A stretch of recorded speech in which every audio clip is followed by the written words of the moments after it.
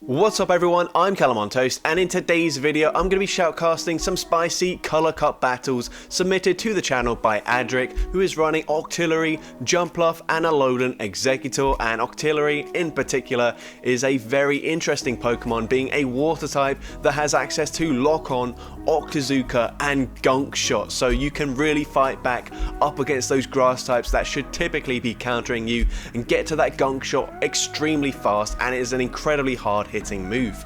I'm not sure if this trainer has a YouTube channel, they didn't mention it in their submission, but if they do, I'm sure they're going to comment and I will update the description. But anyways, let's start with the question of the day. What is the most overrated Pokemon in the Open Great League? Let me know in the comment section down below, and with that being said, let's get into the battles now.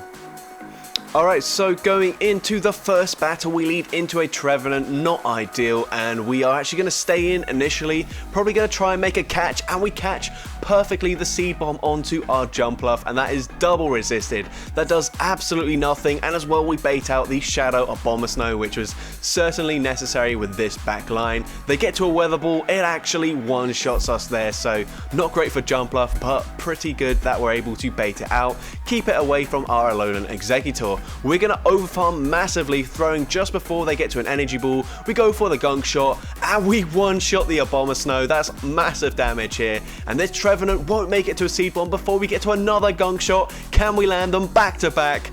Yes, we can. We take out the Trevenant, and at this point, they've got Galvantula in the back, and even though Lunge is super effective damage, we do double resist the Volt Switch damage, so we can safely double shield and fully Dragon Tail, farm down this Galvantula, and we're able to take that game.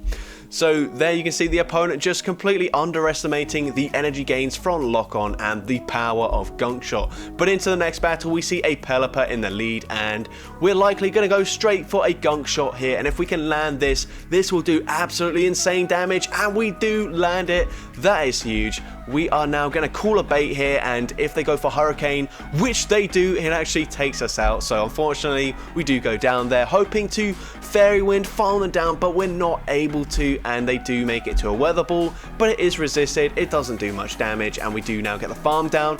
They come in with a Ferrothorn, and this is a reasonably neutral matchup. I think we probably do just edge this slightly, but we are a little bit lower in health, or at least our starting health, but they're now going to go for a charge move. It is a Thunder, it is neutral, a second Thunder will be enough to take us out, but an Acrobatics I don't think will take out this Ferrothorn, and it doesn't, and here we're now going to swap, and they've already revealed Thunder. It's very unlikely they're also running Flash Cannon, so we can easily tank this. Power Whip is double resisted, they come in with Trevenant, and even though we can't really hit for that much damage with the Seed Bomb, look how much damage we've already done with Dragon Tails. They go for the Seed Bomb, we're now going to go for our own Seed Bomb. We have the back-to-back loaded, but I'm interested to see, are we going to throw both of them here, or will we commit to a full Dragon Tail farm down? And we are going to go for the Dragon Tail, and we can safely shield this, and we should be able to land one more Dragon Tail, take out the Trevenant, and then one more Dragon Tail, takes out the Ferrothorn, and we're able to take that game.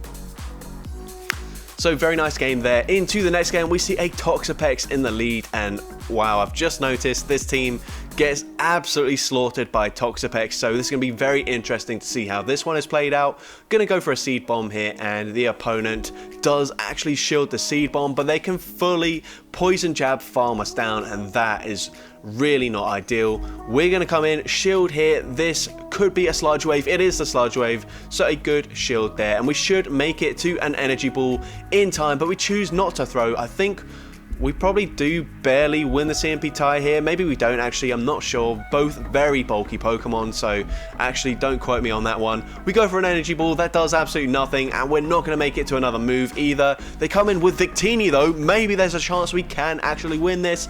We go for the Octazooka, and Octazooka is super effective damage, but it just doesn't do that much, and even though we've debuffed their attack, even though they're likely going to throw a V-Create, which is resisted, we still shield it.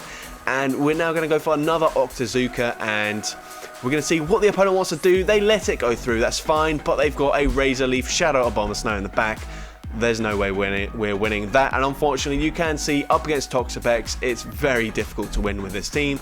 But these battles are at rank 16/17, and from my own experience, when I was in this elo range, I really didn't see too many Toxapex. I think at this range, a lot of people have access to Trevenant as they've already built it for their Great League roster, but for this cup specifically, I don't think they want to build a Toxapex. But into the next battle anyways, we've got a match up against another grass and flying type. We can do massive damage with the acrobatics, and we do grab both shields here. And the opponent's also going to throw their energy. They're very concerned about us landing another acrobatics, so that is fine. Gonna come in with the Octillery, and we should be able to shield once and then go for a Gunk shot before they make it to a second Leaf Blade. We do shield up there, and we're gonna overfarm here, and we overfarm perfectly, going for the Gunk shot just as they make it to a Leaf Blade, and Gunk shot does take out the Tropius, so we nuke another grass type. They come in with Ferrothorn. Unfortunately, this is a grass type that we can't nuke with Gunk shot, so we're just going to go for an Octazooka, hoping for a debuff. We don't get it, but it doesn't matter. We can tank all of the energy here into our Exeggutor. And they go for a Power Whip, which is double resisted. They've got Electrode in the back. We are double resisting the electric type damage, and the opponent just concedes the match. And we take that game. Into the next battle, we see Chestnut in the lead. Not a very good lead for us once again. This time, going to instantly swap out into our Jumpluff. Gonna go for an energy ball, and this will do some nice damage up against this Shadow Ampharos, and we do actually grab a shield, which is really nice. The opponent has now farmed 2 back-to-back charge moves. We will let it go through, and it is a brutal swing, and we should be able to barely tank another brutal swing here. So I think, no, we're gonna shield it up. That's fine. We're gonna go for an energy ball, and this should be grabbing a shield or doing a lot of damage.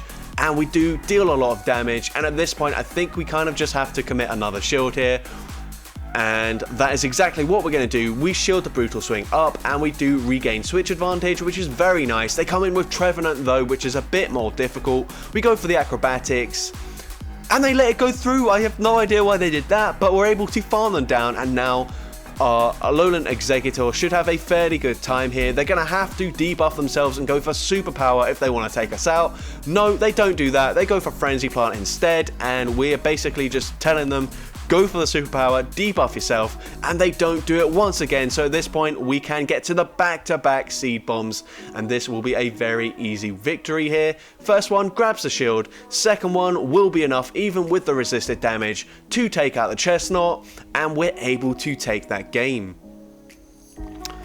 So maybe the Chestnut wasn't running Superpower, otherwise I'm not really sure why they played like that. But anyways, into the next battle, we see Galvantula in the lead. Bit of a tricky lead here, and as well, up against Jumpluff, this is a fairly neutral matchup. They go for a lunge, debuff our attack, but they do stay in, and we can go for an acrobatics, and even debuffed, this probably will threaten a shield, and it does grab a shield from the Galvantula, and I'm wondering if we can still tank another charge move. It looks like we're gonna put our faith in this Jumpluff, and we do also make it to an acrobatics, and this is massive. This won't take them out, but it will do some nice damage, and we can come in with our Alolan Exeggutor, probably shield once, and fully Dragon Tail farm them down. And that's exactly what we're going to do here. Shield once, it is a lunge, and we can go for the farm down, but they come in with a Pelipper. We're going to swap and catch the move, even though it doesn't really make too much of a difference, considering the Dragon and Grass type does double resist the Weather Ball.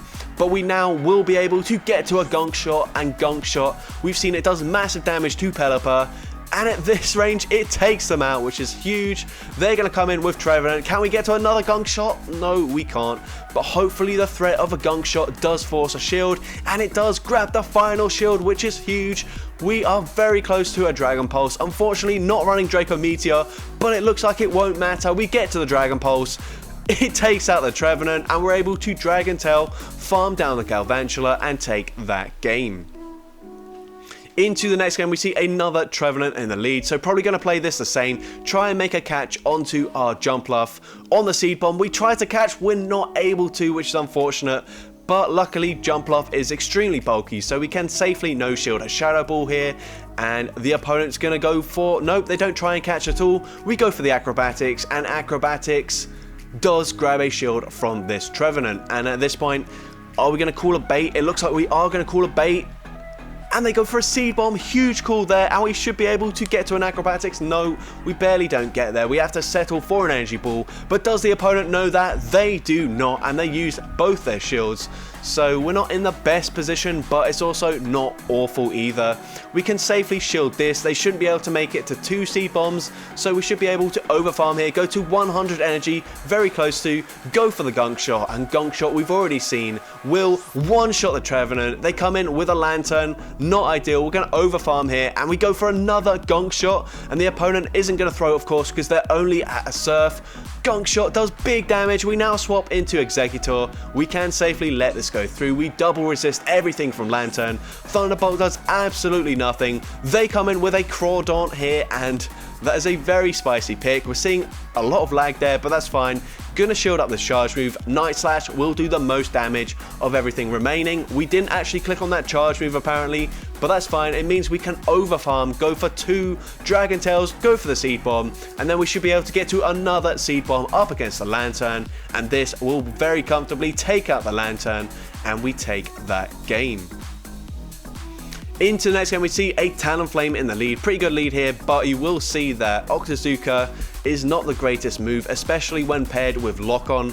You see it on Kingdra, and it's actually not so bad because Dragon Breath does a lot of damage, but unfortunately, on this Octillery, Lock-Ons do like 1 damage literally, so it's not great. But we go for a Gunk Shot up against Azumarill. It does so much damage, and now we swap, and I really hope we've caught a Play Rough here, because if this is an Ice Beam, okay, thank God for that. It is just a Play Rough, and we're gonna go for the Farm Down, and we're not gonna get there unfortunately, so we have to go for an Energy Ball. Don't want to use a shield in this matchup. That is absolutely fine. They're gonna come back in with Talonflame. We will let it go down here, but Flame Charge doesn't actually take us out, and we can get to an Acrobatics, and this will do some very nice chip damage up against this Talonflame, and that just obviously puts them into range where an Octillery will take them out. But instead we come in with the Alolan Exeggutor, gonna go for a full farm down. We get the farm down, and what do they have in the back?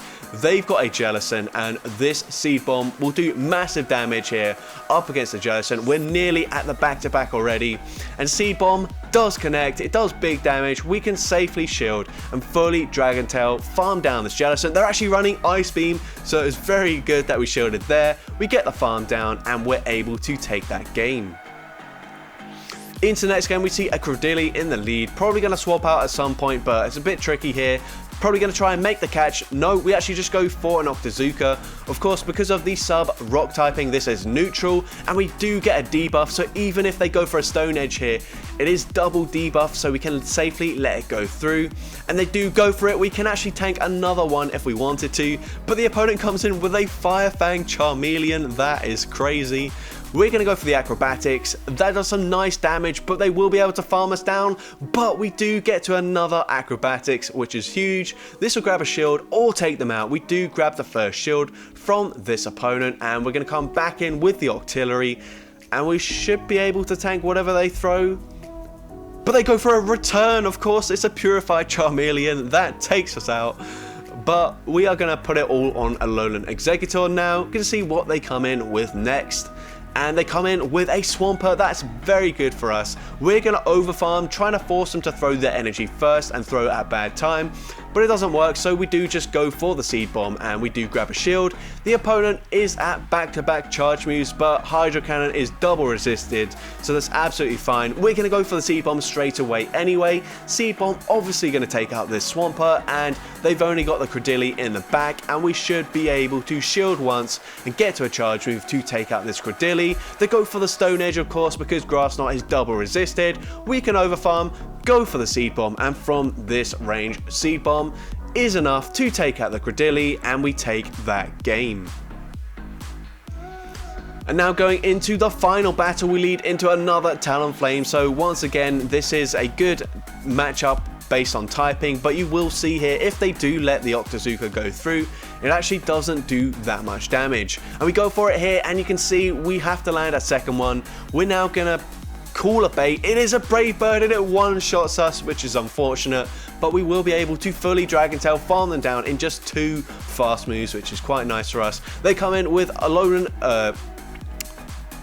Alolan Marowak, sorry, just had a brain blank there. What? I don't know what's going on. But they do just go for a Bone Club, so we comfortably tank that. Gonna go for the Draco Meteor and grab a shield from the opponent. Maybe they've got a water type in the back. Unfortunately, we don't get to another charge move, but we're gonna call a bait once again. And it is just a Bone Club once again. That's massive. That's literally doing less damage than a Fire Spin. That is crazy. We're now going to shield up. They do go for a Shadow Bone this time, so good shield there. Gonna go for an Energy Ball before they throw it again. And if they do shield here, then we should be pretty confident that we can beat whatever is in the back. And so we will probably shield here. They obviously don't want Jumpluff aligned to whatever is in the back. We're going to go for the full farm down here. Can we get it? No, we can't get there, unfortunately. But we should still live a Shadow Bone from this range. But it's just a Bone Club. That is fortunate. And they've got an Alolan Raichu in the back. So actually not that bad up against the Jumpluff, but with a significant energy advantage. Unfortunately, they won't live to Energy Balls. And we're able to take out the Raichu and take that game. So that's going to be it for today's video. If you did enjoy it, then make sure you leave a like, leave a comment letting me know, and as well don't forget to respond to the question of the day if you haven't done so already. And if you want to see more content like this in the future, make sure you hit that subscribe button and turn on post notifications. That way you'll be notified whenever I upload a new video. And with that being said, let's get into the shoutouts from my previous video. So firstly, we got Shmigu, who says, I think it has to be Human Catcher Bug, who isn't the most popular content creator, but his content is about how PvP looks like high up in the leaderboards or in high ratings. He explains his gameplay, gives you tips and potential plays that may help you and come up with strong teams that will help you climb. And apparently also he won the Liverpool regional as well, so clearly an incredibly talented battler. So it's definitely a channel that I've personally not watched, but I have heard of the name, and I think I should definitely go check out the channel, and you probably should do as well. Next we got Mr. Fleek, who says, my boy Ruffian Romero, pretty new but his shorts are great and I love seeing him get better with his battles and videos. And I'll be honest, I've only seen a few shorts from this content creator, but they were really good, so I definitely should also go back and check out their channel more, and I think you guys should as well. And finally we got Gerard Ing, who says, CallumOnToast, because his videos helped me clutch through the toughest times during my secondary school years, middle and high school. Appreciated the content lots and all the best for your future goals. Thank you a lot, and it is feels very sort of good to hear that my videos have helped you through really tough times, and I am very grateful for this comment, and obviously also a lot of you that also mentioned my channel, so thank you to everyone. And as for who I think is the most underrated content creator, it has to be Jamie Finn. Like, when I look at his channel and I see that he doesn't even have 5k subscribers, I'm just blown away, because his content is truly elite. Like, his commentary is so hilarious. He has a lot of very fun spicy teams, incredible gameplay. I think maybe the only thing that he could improve on is like his layout, and like thumbnails aren't maybe as aesthetically pleasing as a few others, because he does make his content on his phone. But I'm sure if he had a lot more viewers, a lot more subscribers, he would start investing and buy a laptop specifically for his content. So you guys should definitely go to his channel and subscribe and watch all of his videos, because they are insane. So with that being said, thank you all so much for watching today's video, and I hope you have a great rest of your day.